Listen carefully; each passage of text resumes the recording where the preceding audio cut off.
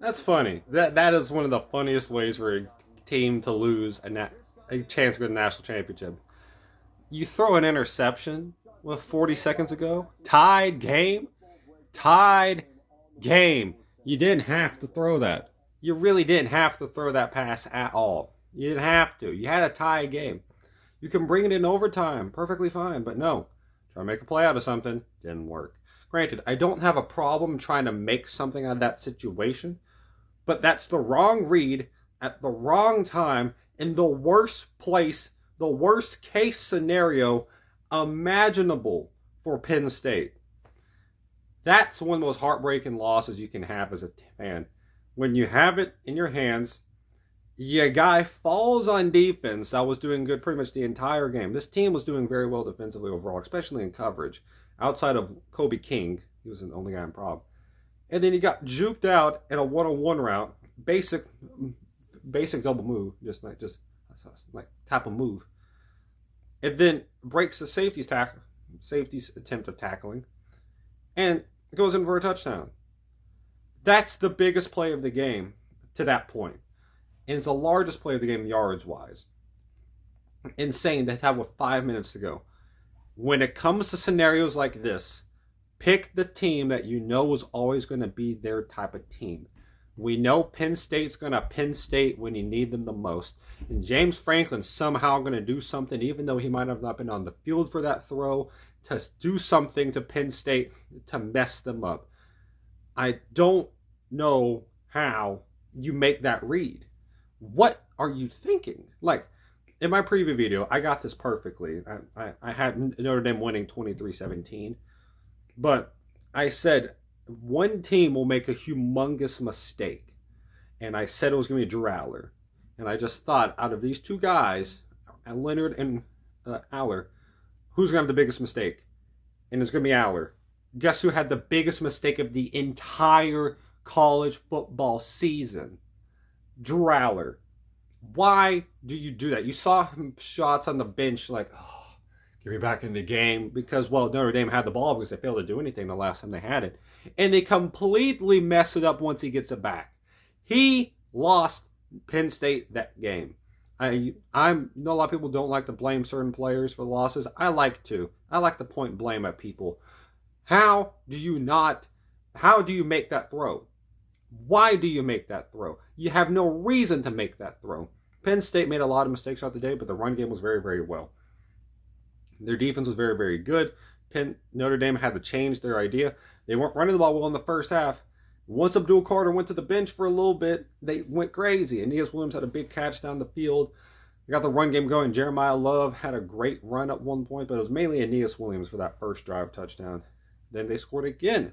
Jeremiah Love, dominating type of performance for that drive. He broke 4 tackles. The guy on the sideline didn't look great, but you see what he was having to do to get these yards? Like, this team's phenomenal run stopping. He had to fight off every guy on the defensive line, including Abdul Carter, to get into the end zone. That's a lot to ask for. Then Penn State responds, doing what they like to do. Motion guys over, kind of get some diversion, move Aller over, throw back the other side. Then you had the run game going. Singleton had 3 touchdowns. He had all the touchdowns for them today. Allen was doing really good. Like, these guys were stepping up. The run game was. Tyler Warren, hopefully he's okay. He got his head hit real hard on the bench. Hope he's okay. Then Riley Leonard gets the ball back, throws a pick immediately. Like, immediately throws an interception. That was a great play by number 30. Penn State gets the ball. They throw it up in the end zone. Horrendous idea on Drew Aller's part. We saw that from the beginning. No one's open. Learn to throw the ball away. Dang. Learn to throw the ball away. He throws in the triple coverage. It gets picked. But by the grace of God, the defensive player that was specifically guarding Warren, not the guy who got the interception, does not look at the ball. He goes up to try to defend it. Warren jumps back at him. It's pass interference. PI, blatantly. That happens. They end up scoring. This is the moment you got to get a stop if you're the defense. If you get a stop here, the way Notre Dame's offense works, they will not have enough time. It doesn't matter if it's like 2:30 to go with 2 timeouts. That's not enough time, in my opinion, for a Notre Dame type of offense.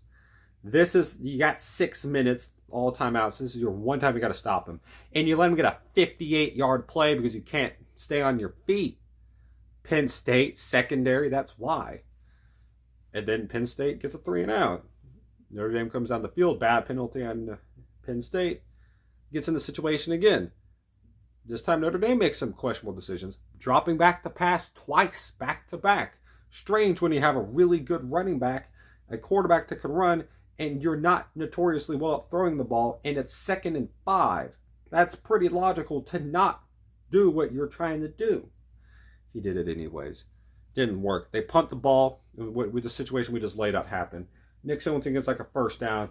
Mojo starting to go. I don't blame James Franklin for telling Aller or whoever, if you get yards, go for something big. I got no problem with that. You're playing for a national championship. By this point, you trust your quarterback to make big plays. But you got to look at history, what it tells us. He choked against Ohio State in big moments, had a 4th and goal situation at the 1, could not complete a pass. Lost the game. Oregon down by 8, 2 minutes to go around midfield. Guess who throws the first play of the drive? Interception.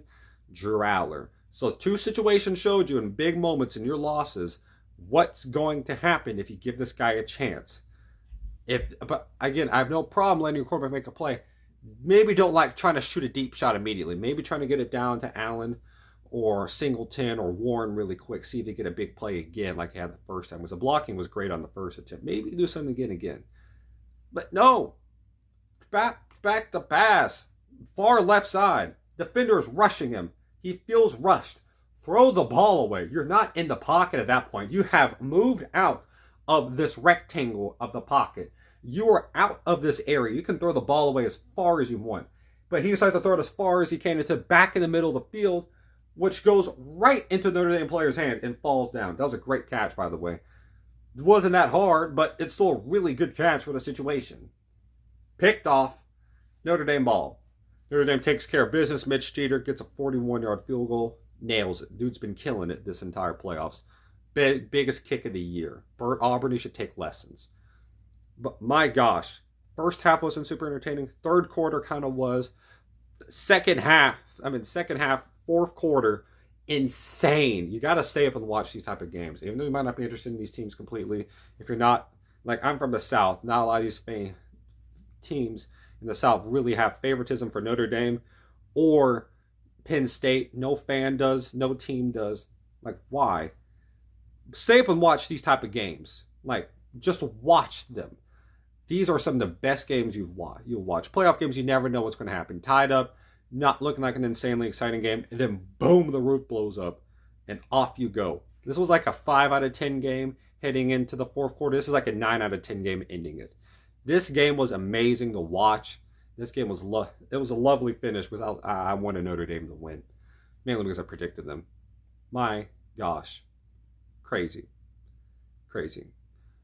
Penn State fans, my heart goes out to you. Sucks. As a Tennessee fan, I have been in heartbreak situations before. Not in this big of circumstances, but I've had many heartbreaks. My heart goes out to y'all. But that's some tough titties, man. Shout out to Notre Dame for making the first national title game since 2013. And if you're Notre Dame, I'd be a Texas fan tomorrow. Shout out to y'all. Celebrate all you want. Shout out to Riley Leonard and the entire team for praising Jesus after the game. He's the reason why we're here. Hope you have a great day, y'all. Stay safe. Remember, God bless y'all. And don't throw across the field in big game situations, Drew.